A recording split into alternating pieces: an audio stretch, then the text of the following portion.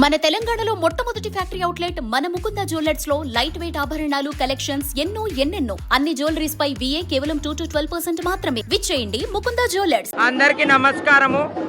యావత్ తెలంగాణ ప్రజలందరికీ మరొకసారి బోనాల పండుగ శుభాకాంక్షలు అండి.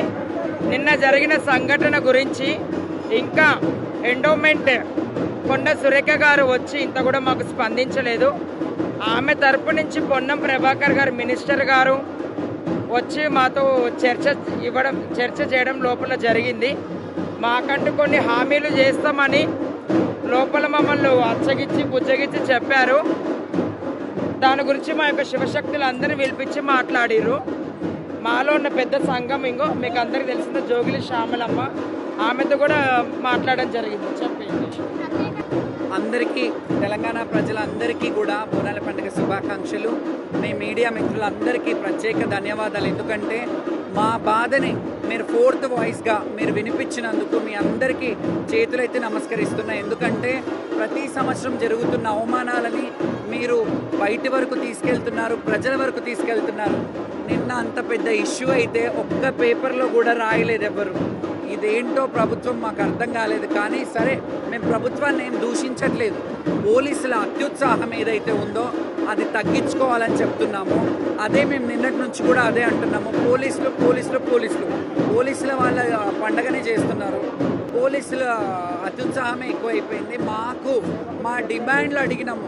మమ్మల్ని ఏదో రంగమయ్యే వరకు పిలిపించిర్రు, మాట్లాడిర్రు. ఒకటే మాట అన్నారు, మేము కొన్ని డిమాండ్స్ పెట్టినాము. ఆ డిమాండ్స్ ఏంటంటే, మొదటిది మాకు కమిటీ వేయమన్నాము, ప్రభుత్వ కమిటీ వేయమన్నాము. కమిటీలో మా వాళ్ళు ఉండాలని చెప్పాము. అదేవిధంగా దేవాలయాలు ఎక్కడెక్కడ ఉన్నాయో మా తెలంగాణలో ఎక్కడెక్కడైతే ముఖ్య దేవాలయాలు ఉన్నారో అందులో ఒక జీవో తీసుకురండి.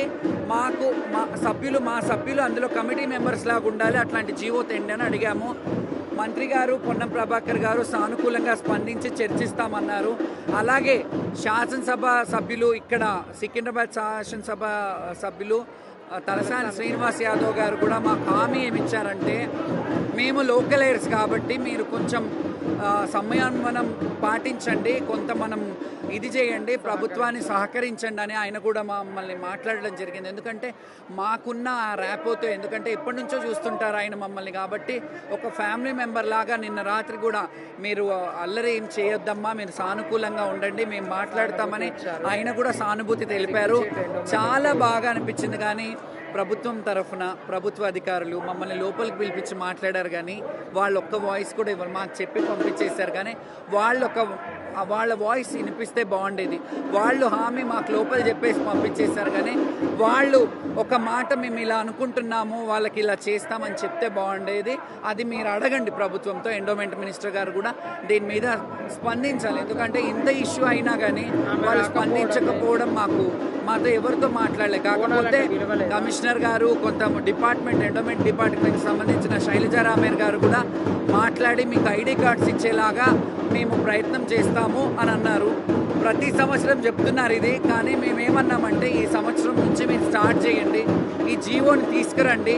ముఖ్యమంత్రి పెద్ద విషయం కాదండి, పెద్ద జీవోలే రాత్రిలో పెన్ను పేపర్ పెట్టి తెస్తారు. ఇది బోనాల పండుగ సందర్భంగా వాళ్ళు ప్రభుత్వం స్పందించి మంచిగా మా బోనాలు నిన్న మంచిగా కాలేవు. కాబట్టి తలసాని శ్రీనివాస్ యాదవ్ గారు, మళ్ళీ మీరు చేస్తే మేము సహకరిస్తాము, మీరు బోనాలు చేసుకోండి అమ్మా, మీరందరూ అనుకొని ఒకరోజు ఆటపాటలతో రండి అని ఆయన చెప్పారు. ఎందుకంటే ఆయన కూడా బాధపడ్డారు. ఎందుకు మేము ఎప్పుడు ఆటపాటలతో వాయిద్యాలతో వస్తాము, ఈసారి ఎవ్వరు కూడా హ్యాపీగా లేరు. కాబట్టి మేమందరం చర్చించుకొని ఒకసారి బోనాలు కూడా చేయాలి, అమ్మవారికి తృప్తి. చాలామంది అక్కడ కమాన్ దగ్గర బోనాలు ఎత్తిండ్రు, చాలామంది బోనాలు పడిపోయినాయి. కాబట్టి మేమందరం చర్చించుకొని బోనాల పండుగ మళ్ళీ మారు బోనం అనేది పెట్టుకుందాం అనుకుంటున్నాము. ఆ డేట్ కూడా మేము అనౌన్స్ చేస్తాం. కానీ ఈలోపు ప్రభుత్వం ఖచ్చితంగా స్పందించాలి. వాళ్ళ వాయిస్ ఏదన్నా చెప్పి, వాళ్ళు ఏదైనా సానుకూలంగా స్పందించి వాళ్ళు మాట్లాడితేనే మేము ఊరుకుంటాం. లేదంటే మళ్ళీ మేము వేరే యాక్షన్ తీసుకుంటాము. వాళ్ళు ఒక్క మాట చెప్తే ఏమవుతుంది, మాకు ఒక హామీ ఇస్తే ఏమవుతుంది. కాకపోతే అన్నారు కమిటీలలో మెంబర్స్ ఇప్పుడు అన్నీ చెప్తున్నారు. మేము అడగడం కూడా న్యాయం ఉంది కదా. ట్రాన్స్జెండర్కి ట్రాఫిక్లో వేశారు అని చెప్పారు, కోఆప్షన్ మెంబర్స్ పెట్టారన్నారు. మరి శివశక్తులకు ఎండోమెంట్లో ఇవ్వచ్చు కదా అని నేను అడిగాను. విచ్ ఈజ్ వాళ్ళకు కూడా స్పందించారు, బాగానే ఇస్తామమ్మా మీకు టెంపుల్లో మెంబర్స్గా చేస్తాము అని చెప్పారు. మేమైతే ప్రత్యేక ఒక జీవోనే తిండి, ప్రతి సంవత్సరం ఇలా జరుగుతుంది. ప్రభుత్వాలు వస్తాయి పోతాయి, కానీ ఒక జీవో తేవాలి. ఎందుకంటే మీరు చూశారు, సానుకూలంగా వస్తే కూడా పోలీసులు నన్ను ఎట్లా తోపులాట జరిగిందో మీ అందరు చూస్తున్నారు, మీరు అందరు గమనిస్తున్నారు. మీరు మా వాయిస్గా కూడా మీరు ఫోర్త్ వాయిస్ ఎలాగో మా అందరి కమ్యూనిటీ తరఫున మీరు వాయిస్ రేజ్ చేయాలి.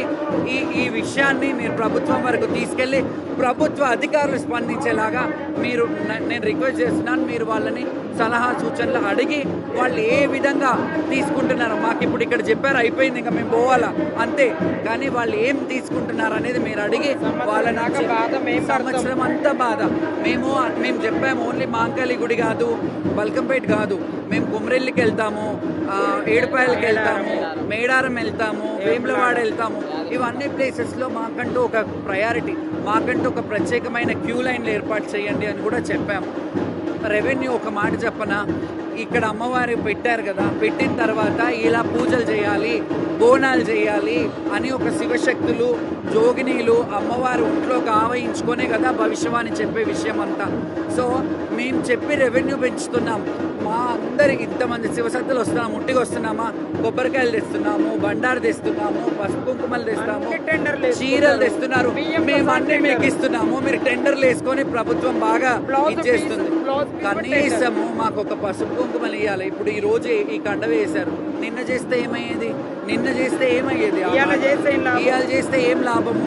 కాబట్టి నా రిక్వెస్ట్ ఏంటంటే మీడియా ప్రతినిధులందరికీ మీరు ప్రభుత్వాన్ని గట్టిగా నిలదీయండి. మాకేం చేస్తున్నారో యాక్షన్స్ మీ ద్వారానే మేము తెలుసుకుంటాం. ఎందుకంటే మేము చేసేస్తామని వెళ్ళిపోయారు వాళ్ళు ఏం చేస్తారో మీరు అడిగి మాకు చెప్తే మంచిది, ప్రజలకు కూడా తెలుసు.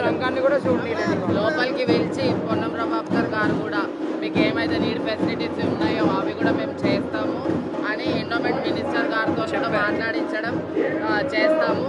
ఏది ఉన్నా కానీ ఆల్ యాక్సెస్ కార్డ్ కావాలని ఒక 5 మందికి ఎవరైతే సీనియర్గా ఉన్నామో వాళ్ళకైతే ఇవి చేయండి అని చెప్పి కోరుకున్నాము. ఆ ఆల్ యాక్సెస్ కార్డ్ అయితే 1 వీక్లో చేస్తా అన్నారు. ఇంకా ఏమైనా నీడ్ ఫెసిలిటీస్ ఉంటే కూడా పొన్నం ప్రభాకర్ గారు ఒక 1 మంత్ 2 మంత్స్లో ఒక జీవో తెచ్చి అది అమలు చేస్తా అని చెప్పారు. ఇది గతంలో మీటింగ్లకు పిలిచి మోసం చేసినట్టు మాత్రం ఈసారి చేయొద్దు. ఇది మాయమాటల్లాగా అయితే అక్కడికి చెప్పి ఆపొద్దు. ఏదైతే అన్నారో ఖచ్చితంగా ఈ ఉజ్జయిని మహాలంకాలమ్మ సాక్షిగా అది తప్పకుండా చేయాలని నా మనస్ఫూర్తిగా కోరుకుంటున్నాను. అందరూ జోగినీలకు ఇవాళ శాల్వాలు కప్పిర్రు, అదే నిన్న కప్పినుంటే మేము కేవలం మాకు శాల్వాలు కూడా కాదు, దర్శనం కోసమే చాలా బాధపడ్డాం, చాలా ఇబ్బందులు పడ్డాం. అన్నయ్యని కూడా బోనాలు కూడా రంగం బోనాలు అయినాయని అమ్మవారిని కూడా సరిగా అడగలే, అమ్మవారి సంకల్పం కూడా చెప్పనియలే. అంతా ఒక పాలిటిక్స్ చేస్తున్నారు. కాకపోతే వాళ్ళు పిలిచి మమ్మల్ని మాట్లాడిపించినందుకు మేము ఆ జీవో పాస్ అయ్యేంత వరకు ఏది కూడా అనగానే కాదు కాబట్టి వెయిట్ చేస్తున్నాం. మళ్ళీ ఏడాది ఇది రిపీట్ కావద్దు, 2 నెలల లోపల ఖచ్చితంగా ఇది చేయాలి.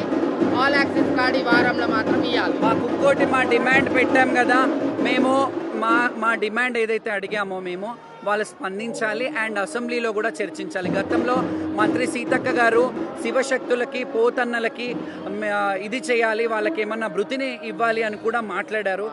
అప్పుడు లేరు ప్రభుత్వంలో, ఇప్పుడు ప్రభుత్వంలో ఉన్నారు కాబట్టి అది కూడా ఒకసారి దృష్టికి తీసుకెళ్తున్నాం మేము. ఒకసారి ఆలోచించండి, శివశక్తులకి ఏదన్నా క్రైటీరియాస్ బేసెస్ కింద ఇవ్వండి. ఇట్లాంటి టెంపుల్లో మా కమిటీ వాళ్ళు కూడా ఉంటే బాగుంటుంది. కల్చరల్ విభాగంలో చాలా మంది ఉన్నారు, పేదవాళ్ళు ఎవరైనా ఉంటే పేదవాళ్ళు మా కమిటీలో నుంచి మా జనాల నుంచి కల్చరల్ డిపార్ట్మెంట్లో కొన్ని ఉద్యోగాలు ఇవ్వండి, బాగుపడతారు. మీ పేరు చెప్పుకొని బ్రతుకుతారు.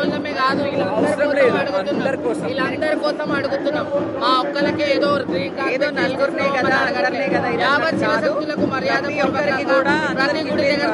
కోరుకుంటున్నాం అంతే. మేమైతే ఇప్పటికైతే ఇప్పుడు చర్చలు మాట్లాడాము. చర్చలు ఒక క్వశ్చన్ మార్క్ లా, చిన్న క్వశ్చన్ మార్క్ లాగా ఉంది. ఆ క్వశ్చన్ మార్క్ తీరాలంటే వాళ్ళు స్పందిస్తేనే మేము సైలెంట్గా ఉంటాము. వాళ్ళు ఒకవేళ లైట్ తీసుకుంటే మళ్ళీ మేము కార్యాచరణ. కానీ మాకు బోనాలు తృప్తి కలగలేదు కాబట్టి మేము అందరం మాట్లాడుకొని ఒకరోజు బోనాల కార్యక్రమం మాత్రం చేస్తాము.